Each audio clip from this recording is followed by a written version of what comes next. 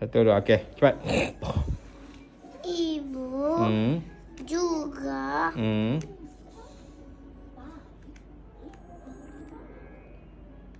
Apa tu? Ibu juga bantu bapak masak sayur. Bukan. Tu ta apa? Ibu juga bantu.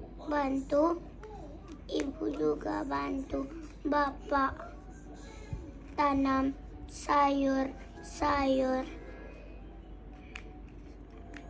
Masak. Bukan tu ba. Tu ba apa?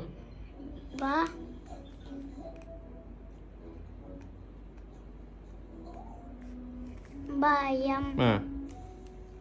Bapak.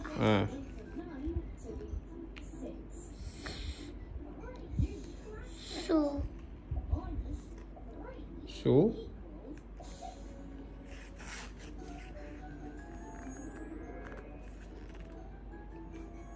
Subur. Okey. Sayur. Sayur. Sawi juga apa? Su apa tadi? Tadi you dah sebut tadi? Subur. Okey. Bawah. Hai. Buat dulu. Baca dulu. Hari ini ibu masak sayur. Okey.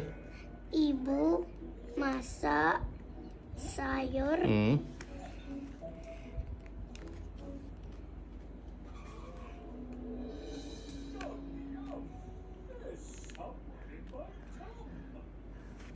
Sayur. Ba.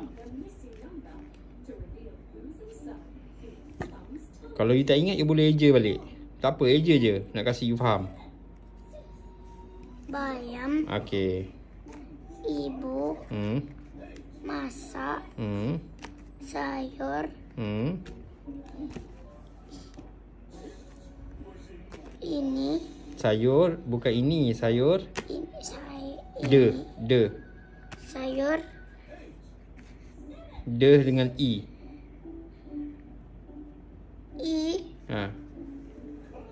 Di. Di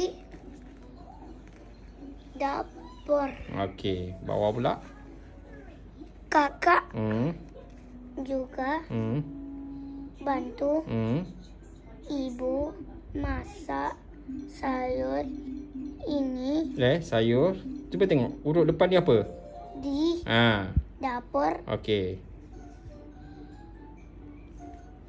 Makan. Bukan. Tu ke depan tu. Kami suka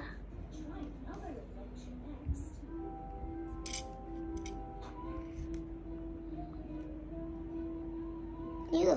Tu betul lah. Makan sayur